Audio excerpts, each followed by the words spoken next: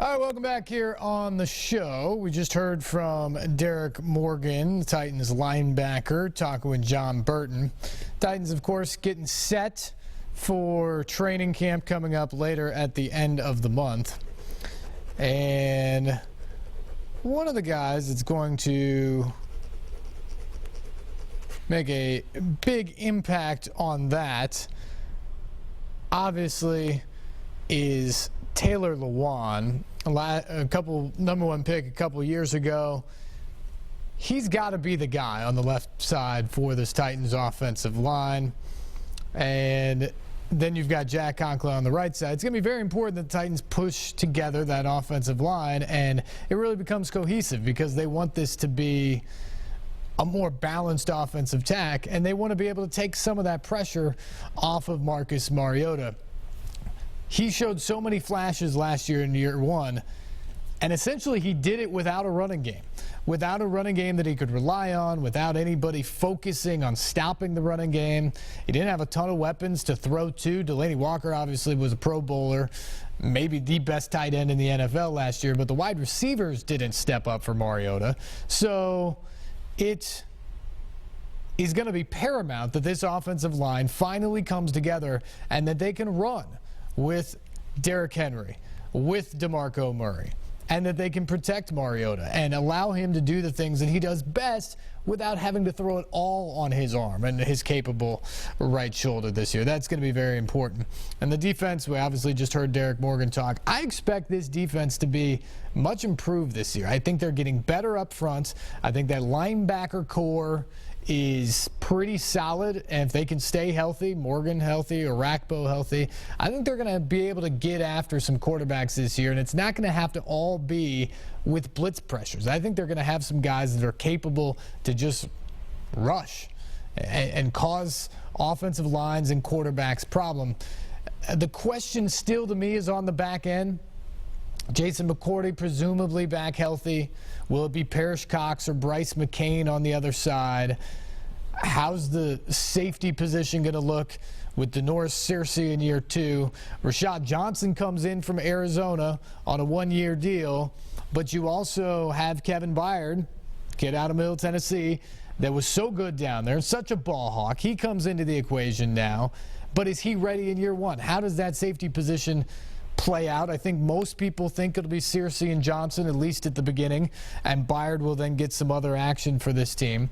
But he's obviously one of the safeties of the future here in Tennessee. I think that back four is still a question mark, but again, if you can get some of that pass rush, all of a sudden now, some of that pressure is alleviated on the back end. If you can get after quarterbacks and make them throw it sooner, now all of a sudden, they can't just sit back there and pick you apart or pick the matchup they like or find the weakest link necessarily, because they're going to have to get the ball out more quickly. And I think that's the goal for Dick LeBeau and this Titans defense this fall. Start off the show tonight talking about Joseph Newgarden and the remarkable story that he had yesterday in Iowa. And if you missed it, let's recap a little bit. Joseph, obviously a Hendersonville native, grew up here in the mid-state. He was a rising star when it came to auto racing. He was in the Indy Lights in 2011. He won at the Brickyard Indianapolis Motor Speedway in the Indy Lights race there and drew a bunch of acclaim, really kind of shot up his stock. People thought this guy could be one of the next great drivers. It was sort of slow and steady progress for his first couple of years on the actual Verizon IndyCar circuit.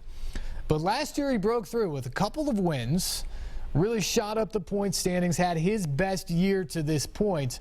And I know I talked to him at the beginning of the year this year. He had high hopes for this season.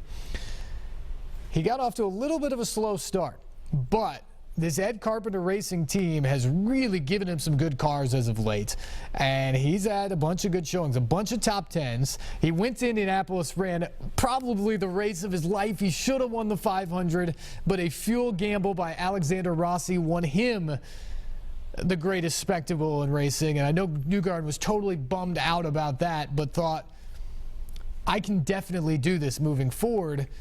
had another top 3 finish shortly thereafter. Then he goes to Texas. He's running well and gets slammed into the wall. Just a horrific accident. Ends up breaking his clavicle and his hand. People thought, oh, this is scary. We just hope he's okay. Who knows how long it'll be until he gets back in his car.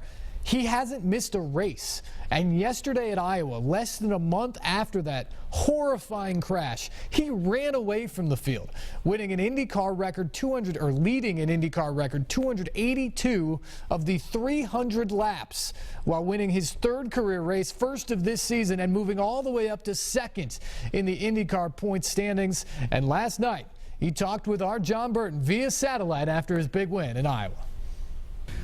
And fresh off his big win today in Iowa, we are joined via satellite by Hendersonville's own Joseph Newgarden. Joseph, congratulations on today's win. You set a record, 282 laps led out of 300. That's a new IndyCar record. I know these wins are a team effort. What went into today's dominant performance? Well, just like you said, it's a huge team effort. There's so much more that goes in on the background that people don't see. You know, we have a lot of people that work on these cars. They're very difficult, actually. They're super engineering sensitive. You have to, hit everything just right. You got to tune on the thing perfectly. But, the team I work with, Ed Carpenter Racing, it's a great group. It's one of considered probably the medium-sized, the smaller groups. But, we don't lack for talent with our team. We have some of the best engineers, mechanics, everything across the board. Great sponsors too with Fuzzy's Vodka. They give us all the tools we need. So, when you have all those ingredients and you show up to the racetrack and you figure out what the track needs, the sky's the limit, really. I think for us, we've definitely figured out the recipe around this place in Iowa. We know what we want from the car, and we executed it. We had everything just go flawlessly and didn't really leave anything on the table. So it was one of those kind of fairy tale days for us. When you're out there dominating a race like that, what's the feeling like? Does it feel like you're just out there for a Sunday drive? I mean, it's got to be an amazing feeling the way you dominated today. It's one of those deals where you say, okay, don't mess up. The car is good enough to win. You know that very early. So I think for me, it was very easy to see at the beginning that they had given me a car that was plenty capable of winning the race. And at that point, I just didn't want to let anyone down. It's kind of it's still a team effort at that point. Anything can go wrong with the car. We can have a bad pit stop. We can mess up the strategy. So for me, from the driving side, I just didn't want to mess up my portion. I wanted to be perfect for all my guys on the team, and knew we had a shot at it pretty early, and then I was just trying to go as hard as possible. I think that's really the best way you can be about it. If you try and ease up, take it easy, it can end up biting you. So for me, I was trying to be as flat out as possible and just go like hell, and then not worry about anything else that was going on. And in the end of the day, we had enough to get away from all these guys today. By all accounts, you shouldn't even be driving right now. You suffered that really bad accident just a few short weeks ago. You're back in the car, and today back in the winner's circle. What was it like for you going through that and getting back into the car and getting back in the winner's lane today? Well, it was tough. I mean, Iowa is, to me, it's the most physical racetrack we go to all year long. Indy cars are super physical, kind of beasts to drive. You have no power steering, there's no assistance. You really have to be up on the wheel. You have to be physically fit to drive these things, and it's kind of one of the edges everyone tries to get on everybody. If you're more physically fit, you can kind of just be 100%, the whole race. Then you might have that little physical advantage on everyone where you can, not drop lap time because you're fatiguing out. So it's been a little bit of a challenge for me, definitely with the broken clavicle, the broken hand, but I got mended up enough. I had a lot of help from all of our staff at IndyCar. We work with absolutely the best doctors. We got great nurses. We got a great safety team. So for me, it was about getting fixed up as quickly as possible and not missing any races. And then, we can't just kind of do well in the races. We have to win races to challenge for the championship. So, I was trying to grit my teeth as much as possible and go out and, get a victory, because we're going to need those. I think we're going to need a couple more if we want to win the championship at the end of the day. Yeah, you're a tough kid, man. Looking ahead to the rest of the season, you're right there, second in the points standings. What's it going to take to be #1 at the end of the season? It's going to be difficult. You know, we've got a points hit coming with Texas. You know, we're redoing that race, or restarting it, I should say, coming in August, and you know, we're not going to be able to partake in that because we got wrecked out with the you know, the injuries that we talked about. But I think for us, with the rest of the races we have coming up on the calendar, we have good shots of scoring points. I think scoring some wins.